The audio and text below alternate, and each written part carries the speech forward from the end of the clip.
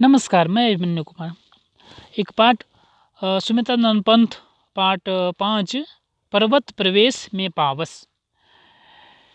ये कक्षा 10 स्पर्श भाग 2 द्वितीय भाषा हिंदी के अंतर्गत है और इसके अभ्यास प्रश्न देखते हैं।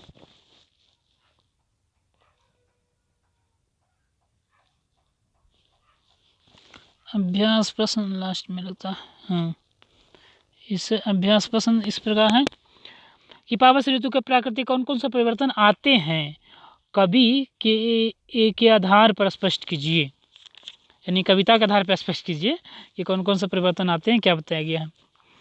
तो वर्षा ऋतु में मौसम बदलता रहता है, तेज़ी से वर्षा होती है, जल पहाड़ों के नीचे इकट्ठा होता है जो दर्पण जैसा लगता है।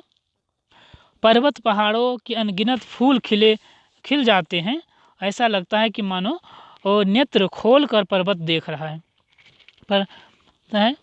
और लंबे लंबे वृक्ष आकाश के निहारते गगन चिंता मग्न दिखाई देते हैं, ऐसे लगते हैं कि वृक्ष शांत होकर खड़े हैं, चिंता मग्न है। अचानक काले काले बादल घिर जाते हैं, ऐसा लगता है कि मानो बादल रूपी पंख लेकर पर्वत को उड़ जाना चाहता है। कोहरे धुंध जैसा प्रतीत होता है, ऐसा महसूस होता है कि ईश्वर देवता कोई जादूगरी दिखा रहे हैं। इसका लिख सकते हैं। दूसरा प्रश्न देखिए, दूसरा प्रश्न क्या है।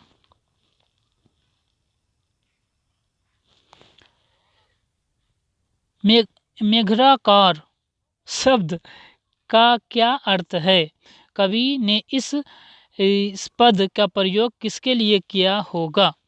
ठीक है, तो मेघराकार शब्द का अर्थ है करधनी आकार, करघनी के आकार के पहाड़ की ढाल। करघनी कैसे कहते हैं, करघन घना आकार का, घना आकार जो 4 गुना ऐसे इस तरह आता है, घना का शेप देखे ना, तो इस प्रकार होता है। तो करघनी का अर्थ क्या है ये भूल गए थे। करघनी का अर्थ है हाँ, किताब में दिया हुआ है करधनी के आकार के पहाड़ की ढाल। और यहाँ शब्द का प्रयोग पर्वतों की श्रृंखला के लिए किया गया है, जो बहुत अलग अलग आकार के पर्वत होते हैं उसके लिए किया गया है। यह पावस ऋतु दूर दूर तक करघनी के आकृति में फैले हुए हैं। सहर्ष, तीसरा प्रश्न है, सहर्ष दुर्ग का क्या तात्पर्य है, कवि ने इस पद का प्रयोग किसके लिए किया है।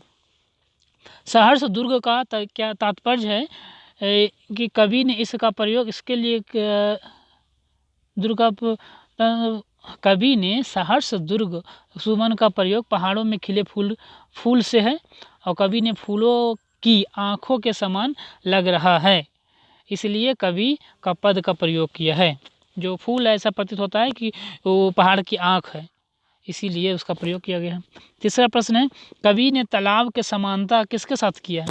तो कवि ने तालाब की समानता दर्पण से किया है, क्योंकि तालाब भी दर्पण की तरह स्वच्छ और निर्मल प्रतिबिंब दिख रहा है। पर्वत के हृदय से उठकर ऊंचे ऊंचे वृक्ष आकाश की ओर देखते चिंतामग्न प्रतीत हो रहे हैं, जैसे आकाश ऊंचाइयों को छूना चाहते हैं। इसमें मानवीय भावनाओं को बताया गया है कि मनुष्य सदा आगे बढ़ने को भाव अपने मन में रखता है। ये 5वां प्रश्न था। छठा प्रश्न है, साल के वृक्ष भयभीत धरती में क्यों धस गए हैं। क्या है, वर्षा के भयानक और धुंध से साल वृक्ष भयभीत होकर धरती में धस गए हैं ऐसा प्रतीत होते हैं। वर्षा का कारण ऐसा प्रतीत होता है। झरने किसके गौरव का गान करते हैं, बहते हुए झरने की तुलना किससे की गई है। झरने पर्वतों की गाथा का गान कर रहे हैं, बहते हुए झरने की तुलना मोती की लड़ियों से की गई है। अभाव स्पष्ट करें कि है टूट पड़ा भू पर अंबर का क्या अर्थ है। तब भू का अर्थ होता है भूमि, अंबर का अर्थ होता है आकाश। ठीक है, सुमित्रानंद पंत जी इस पंक्ति के माध्यम से पर्वत प्रदेश की मूसलाधार वर्षा का वर्णन करते हुए पर्वत प्रवेश में पावस ऋतु की प्रकृति की छटा निराली होती है और कभी कभी धुंधला वर्षा होती है, मानो आकाश ही और पृथ्वी पर टूट पड़ा है। इस तरह बता सकते हैं। यूं जलधयान में विचर था इंद्र खेलता इंद्रजाल। इसका क्या अर्थ है? कभी गहरे बादल, कभी तेज वर्षा, तालाबों में उठता हुआ धुआं या वर्षा ऋतु के पल पर परिवर्तित परिवेश को दिखाता है।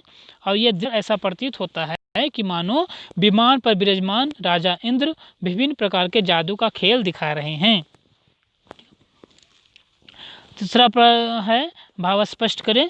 गिरी बर के उर से उठ कर उच्चाकांक्षाओं के तरुवर है झांक रहे नीरव पर अनिमेष पटल कुछ चिंता पर। इसका क्या अर्थ है? इन पंक्तियों के माध्यम से प्राकृतिक पर उठे विशाल वृक्ष ऐसे लगते हैं मानो उसके हृदय में अनेक आकांक्षाओं और चिंता दूर आसमान को देख रहे हैं। ठीक है, तो ये हो गया अभ्यास प्रश्न हो गया। फिर क्या हो गया? भाव स्पष्ट करें, ये हो गया। और कुछ प्रश्न है इसमें? नहीं। और इसके आखिरी में जो है शब्दार्थ और टिप्पणियाँ जो किताब के आखिर में आते हैं। पावस का अर्थ होता है वर्षा ऋतु, प्राकृतिक प्रवेश का प्राकृतिक रूप, मेघलाकार का, घनघनी आकार के पहाड़ों की ढाल, इस प्रकार को उसको देख लेना है, पढ़ लेना है। ठीक है, बहुत बहुत धन्यवाद। इसे देखें।